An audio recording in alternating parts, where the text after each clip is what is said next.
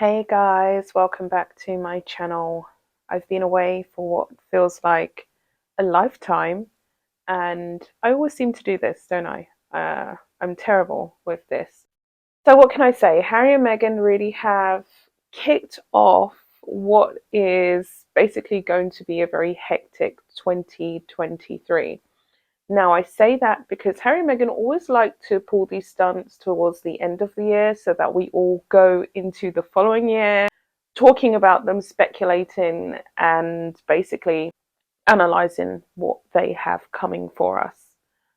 So they've kicked off with their first episode of their Netflix docuseries about their oh so private life that they wanted to keep as private citizens, and they have basically been building up to this exploitative media extravaganza from the moment that they got together. At least that's my understanding of it.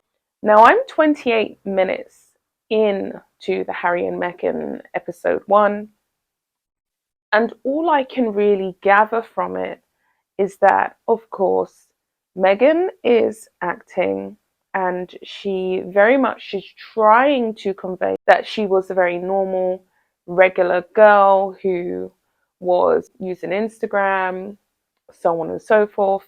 And she happened to bump into Prince Harry, and she had absolutely no idea what it was to be royal and what the institution was about. So, a lot of people, which I wanted to kind of paraphrase, other YouTubers and commentators, have given their opinion on this opening episode. To a certain extent, I can see a sincerity from Harry's side, talking about the exploitation of the media and his mother and his childhood experiences. He has kind of gone into the fact that he doesn't really have any definitive memories from his mother, apart from the fact that he does remember her being distressed by the continual media intrusion and invasion of their private moments, their private holidays, so on and so forth. The first part of the docuseries, which was about 10 to 15 minutes long, really fixates and focuses on Harry and Meghan's first interactions.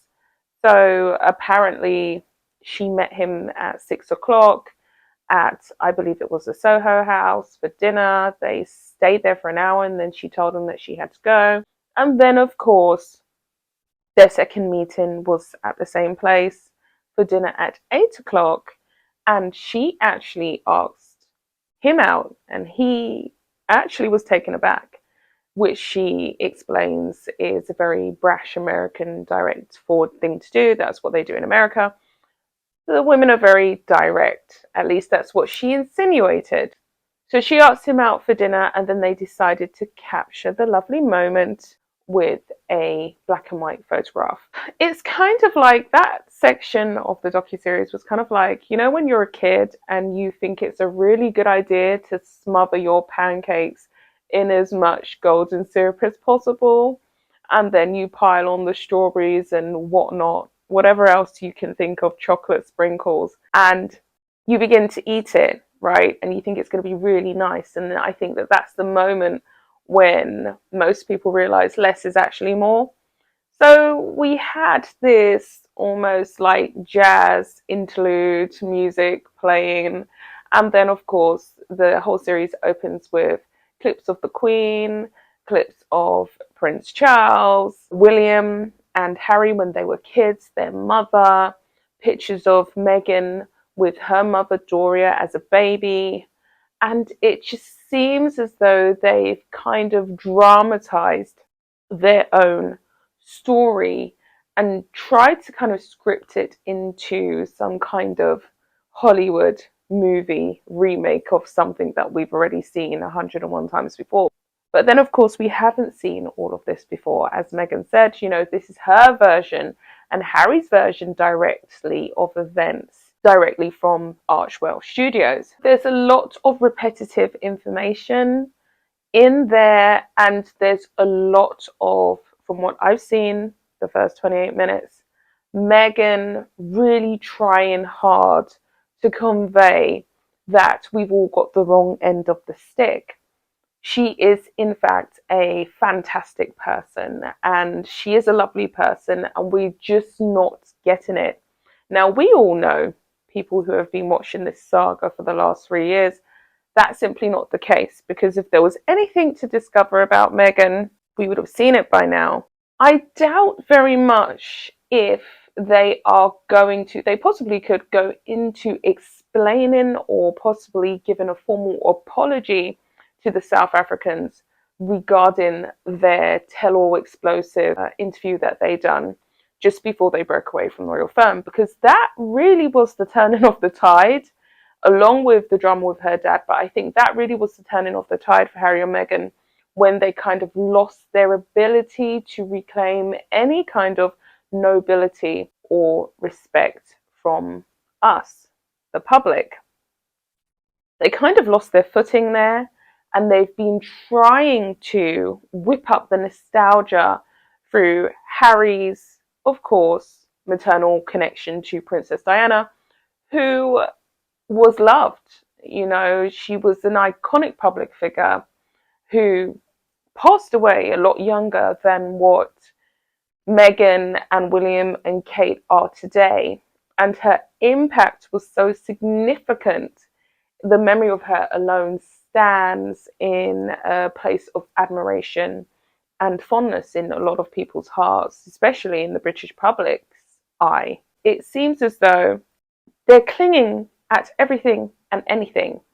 But I think the travesty that Meghan and Harry have really committed with this tell-all explosive docuseries is the simple fact that they haven't, from what I've seen, I doubt very much that they've made a formal public apology to the British public for the generosity that was bestowed upon them.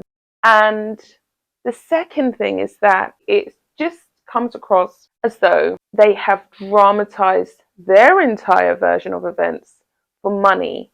And you really can see that they have literally been secretly filming, putting together content, clips throughout the whole duration of their relationship to get this big Netflix payout. And I never thought in my wildest dreams that it would be as exploitative of their royal connection as it clearly is. And quite clearly, they have decided to sell every pound of flesh that they possibly can in order to get as much money as they can. This docuseries really highlights Meghan and Harry's thirst for cash, thirst to be Hollywood starlets, and thirst to maintain their lives in the public eye. Over the last few days, they've received 2 awards, which a lot of people are accusing them of paying for, and I'm not surprised that we all know that they have pretty much paid for it,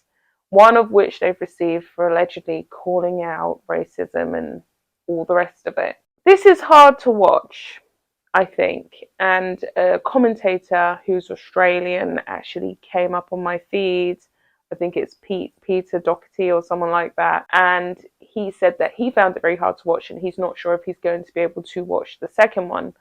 I will watch the second one, but I feel as though I'm going to struggle to get through it because it's all lies and it's so perfectly orchestrated to try and build this narrative that the public simply just are not getting it and we don't understand who Harry and Meghan are. That's where I'm going to leave this video.